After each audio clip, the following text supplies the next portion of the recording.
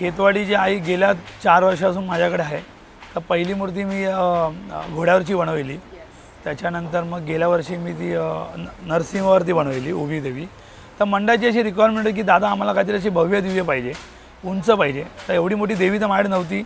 देवी तर माझ्याकडे 14 फुटांत उभी देवी आहे. मंडळाची अशी रिक्वायरमेंट होती की आपण कधी कॅरेक्टर टाकून कधी वेगळं करूया. आणि मलाही वाटलं की आपण कधी वेगळं कधी केलं पाहिजे.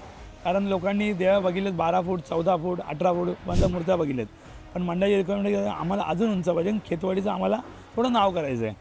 तर मी पण मस्करीमध्ये घेतली ती गोष्ट आणि देवाच्या कृपेने करायचा प्रयत्न केला. आणि देवीच्या आशीर्वादाने ती मूर्ती खूप सक्सेस झाली. घोड्यावरची, परत गेल्या वर्षी नरसिंहावरची लोकांना खूप आवडली, खूप प्रतिसाद दिला.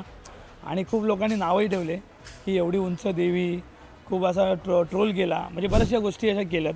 पण प्रत्येकाचा भावनेचा विषय आहे.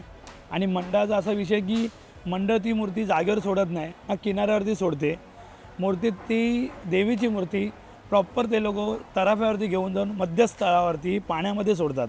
तसं लालबागचा राजा मध्यस्थळावरती विसर्जन होतो, तसं ही खेतवाडीची आई पण तराफ्यावरती मध्यस्थळावरती जाते. त्याच्यामुळे तिची विटंबना होत नाही आहे. ना ती कुठे खाली पाडली जाते, ना सुरुवातीला पाणी नसतो, असं काही होत नाही आहे. ती प्रॉपरली व्यवस्थित तिचं विसर्जन होतं. म्हणून ती देवी बनवायला पण मला मजा येते.